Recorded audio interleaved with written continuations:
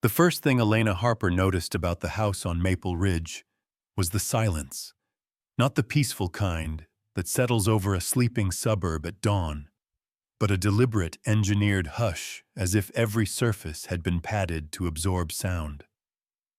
The front door, a slab of brushed steel with no handle, opened only after she pressed her thumb to a biometric plate that glowed faint blue.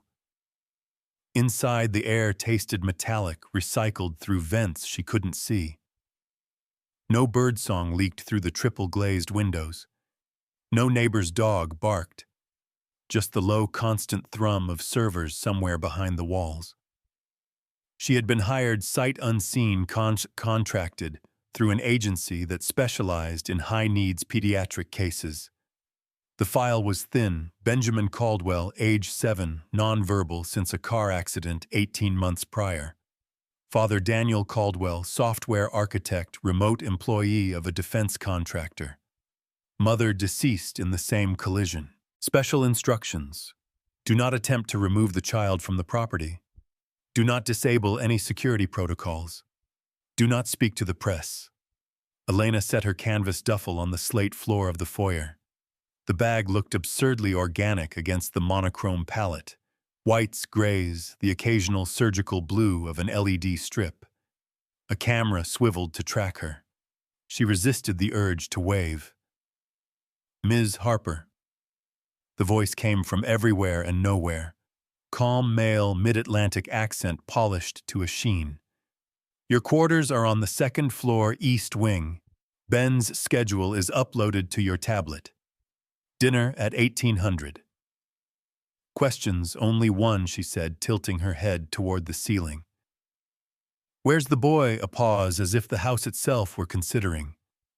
Then a panel slid aside, revealing a corridor lit by motion sensors. Follow the light. Benjamin's room occupied the entire rear of the first floor, a glass-walled suite that looked less like a child's bedroom and more like a habitat in a high-end zoo. One-way glass on 3 sides allowed observation from the control room. Daniel never left.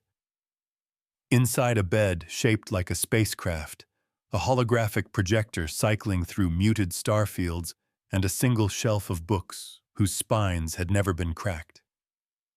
The boy sat cross-legged on the carpet, stacking translucent acrylic blocks into a tower that defied gravity. He didn't look up when she entered. Elena crouched, leaving a respectful 3 feet between them. Hi, Ben. I'm Elena. His fingers paused mid-stack. The tower wobbled, then righted itself. He resumed building without acknowledgement. She had expected this. Trauma did not yield to introductions. Still, she unzipped her duffel and removed the first of her contraband items, a tin of watercolor pencils, the kind that smelled faintly of cedar when sharpened. She laid them on the carpet like an offering. Ben's eyes flicked to the tin, then away. Progress. Daniel watched from the control room, 6 monitors painting his face in shifting blues. He had not left this chair in 43 days, the longest stretch yet. His beard had grown in patchy, the kind of neglect that happens when a man forgets mirrors exist. On screen 3, Elena sat motionless, legs folded, watching Ben build. She did not speak again. She did not touch the blocks. She simply existed in the same air as his son. At 17:58, the kitchen lights brightened automatically. A robotic arm extended from the island, plating salmon quinoa and steamed broccoli with mechanical precision. Elena appeared in the doorway, Ben trailing 3 steps behind like a wary cat. Daniel's pulse spiked. This was the closest his son had come to the common areas in months. Smells good, Elena said to the room at large. Ben, want to help set the table.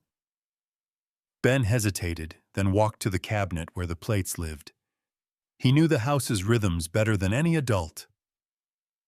Daniel watched his son lift 3 plates, real ceramic, not the unbreakable polymer they'd used since the accident, and carry them to the table without being asked twice. Elena's doing, somehow. Dinner passed in near silence, broken only by the clink of forks and the soft whir of the ventilation system. Ben ate half his salmon. Elena praised the color of the quinoa as if it were a Van Gogh. Daniel said nothing. When the plates cleared themselves into the sanitizing drawer, Elena stood. Ben, pick a book. Any book. We'll read in the observatory.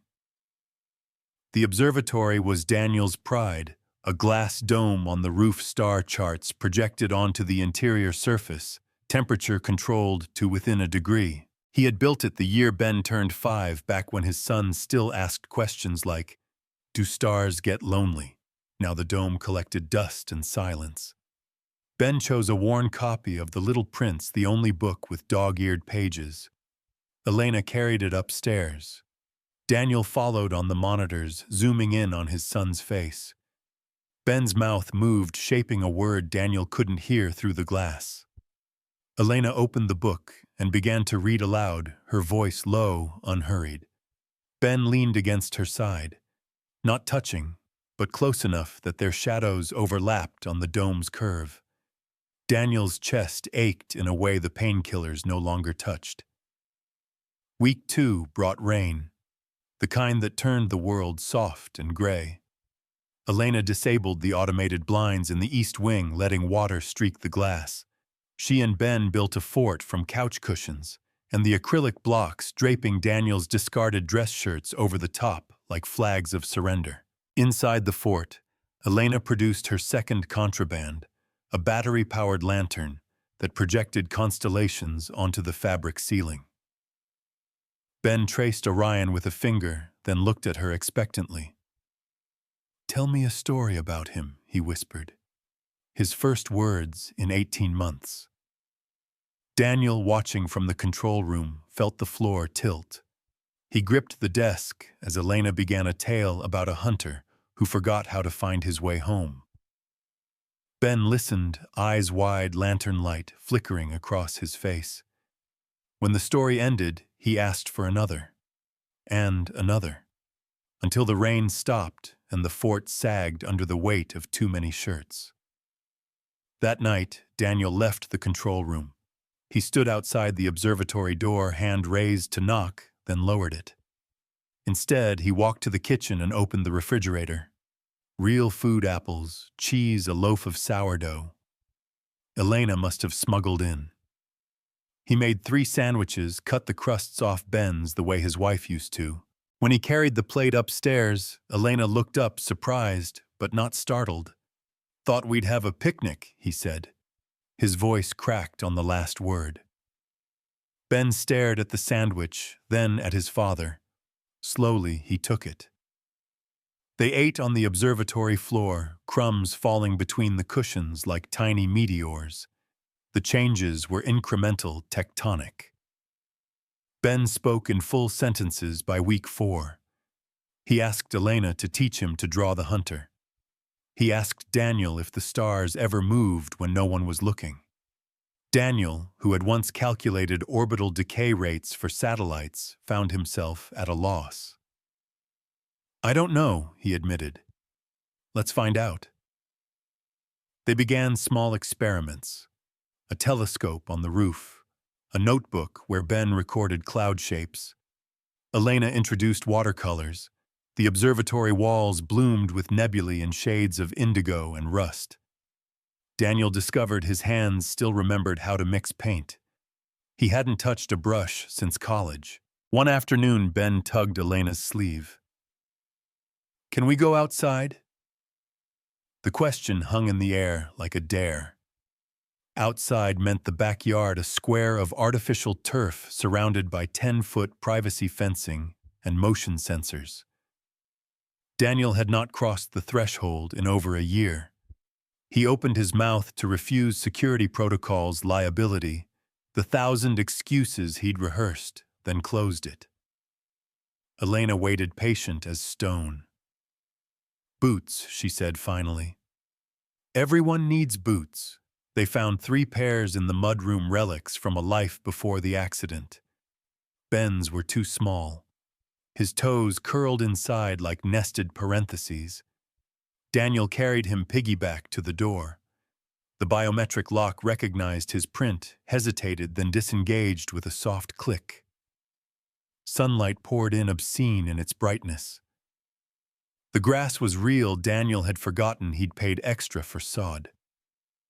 Ben wriggled down and ran, arms outstretched, until he reached the fence. He pressed his palms against the slats, peering through the gaps at the neighbor's oak tree. Elena followed, boots squelching. Daniel stood on the threshold, heart hammering against his ribs. Ben turned. "Dad. Come see." 3 words, simple as breath. Daniel stepped outside. The door sealed behind him with a gentleness that felt like forgiveness. They stayed until dusk. Ben collected acorns. Elena taught him to skip stones across the ornamental pond Daniel had forgotten existed. Daniel sat on the bench his wife had chosen, the one with the carved fox on the armrest, and watched his son laugh so hard he fell over. When the mosquitoes came out, they retreated inside, cheeks, flushed hair, damp with humidity. That night, Daniel disabled the exterior cameras. Not all of them, just the ones trained on the backyard. A small rebellion. Autumn arrived with a letter. Thick cream envelope, no return address. Daniel recognized the handwriting immediately, his sister Claire, who had stopped speaking to him after the funeral. Inside, a brass key on a red ribbon and a single sheet of stationery. "Daniel, the cabin in the Berkshires still stands. Mom's things are in the attic. The key works on the side door. Ben might like the tire swing, Claire." He read it 3 times, then folded it into his pocket. Elena found him in the kitchen at 2 a.m., staring at the key as if it might bite. "Road trip?" she asked. He laughed, a sound rusty from disuse. "You'd come try and stop me." They left on a Friday in October, the Subaru packed with watercolors, snacks, and Ben's increasingly tattered copy of The Little Prince. The drive took 4 hours. Ben pressed his face to the window, narrating every cow, every red barn. Daniel drove with both hands on the wheel, knuckles white, but the panic never came. Elena sang along to the radio, off-key, but enthusiastic. When they passed the sign for Lennox, Ben reached forward and squeezed Daniel's shoulder. The cabin smelled of pine and old books. Claire had left the heat on low. A fire crackled in the stone hearth. Ben discovered the tire swing immediately and demanded to be pushed to the moon. Daniel obliged, legs burning after the 10th swing. Elena explored the attic, returning with a box of his mother's watercolor sketches, landscapes of this very pond, this very tree. They stayed 3 days. Ben learned to skip stones for real. Elena taught him to identify constellations without the projector. Daniel chopped wood, the axe handle fitting his palms like memory. On the last night, they built a bonfire and roasted marshmallows until their fingers were sticky. Ben fell asleep against Daniel's side, marshmallow smeared across his cheek like war paint. Back in Maple Ridge, the house felt different. The silence was still there, but it had texture now, anticipation rather than absence.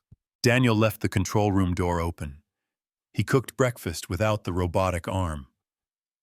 Ben started school part-time, a small cooperative with only 12 students. Elena drove him, picked him up, attended parent-teacher conferences, where she introduced herself as Ben's person, and no one corrected her. Winter brought the first snow. Ben begged to build a snowman. Daniel hesitated, frostbite, liability, the litany of fears, then bundled them all in scarves and mittens. They rolled lopsided balls across the backyard until the snowman listed like a drunk. Elena gave it a carrot nose and Daniel's old Red Sox cap. Ben named it Mr. Frostbite, then immediately apologized for the irony. That night, Daniel found Elena in the observatory packing her watercolors into the battered tin. Leaving, he asked, throat tight. "Contract's up," she said gently. "You don't need me anymore." Ben appeared in the doorway, hair tousled from sleep. "But who will push me to the moon?" Elena knelt. "Your dad's got strong arms, and you've got wings now." She left on a Tuesday in January, duffel slung over her shoulder, the Subaru's taillights disappearing down Maple Ridge. Daniel stood in the driveway until the cold numbed his toes. Ben waved until his arm ached. The house was quieter without her, but not empty. Ben's laughter echoed off the glass walls. Daniel cooked pasta with too much garlic and not enough salt. They read The Little Prince until the pages frayed. On clear nights, they climbed to the observatory and traced constellations with a laser pointer Ben had begged for at the Science Museum. Spring arrived with another letter. This one from the agency offering Elena a permanent position in California. Daniel read it aloud over breakfast. Ben buttered his toast with fierce concentration. "She should go," he said finally. "She likes the ocean." Daniel nodded, surprised at the steadiness in his chest. That afternoon, they drove to the post office and mailed a package, a watercolor of the cabin's tire swing, signed by both of them in wobbly crayon and careful adult script. On the back, Ben had written, "Thank you for teaching us how to come home." Years later, when Ben was tall enough to reach the observatory's telescope without a stool, he asked his father why they still left one chair empty at the dinner table. Daniel considered the question, the way the light slanted through the east windows at 6:03 p.m., the faint scent of cedar from Elena's pencils that never quite left the air. "For the people who help us find our way," he said, "even when they're not here anymore." Ben nodded, satisfied. Outside the maple trees Elena had planted, the spring she left, were just beginning to bud. Daniel watched his son adjust the telescope, searching for Orion's belt, and felt the old ache settle into something warmer. Not absence, but space, room for stars, for tire swings, for the possibility of new voices filling the silence. In the backyard, Mr. Frostbite had long since melted, but the carrot nose remained half buried in the grass like a promise. Daniel picked it up, brushed off the dirt, and set it on the windowsill where the afternoon sun could find it. Somewhere in California, Elena was probably teaching another child to skip stones. Here Ben laughed at a joke only he understood, and the house, once a fortress, breathed easy. Love, Daniel had learned, was not a protocol to be coded or a variable to be controlled. It was the moment Ben chose the red block over the blue. It was the weight of his son's hand in his as they crossed the threshold into sunlight. It was the empty chair and the full heart and the knowledge that some doors once opened never quite close again.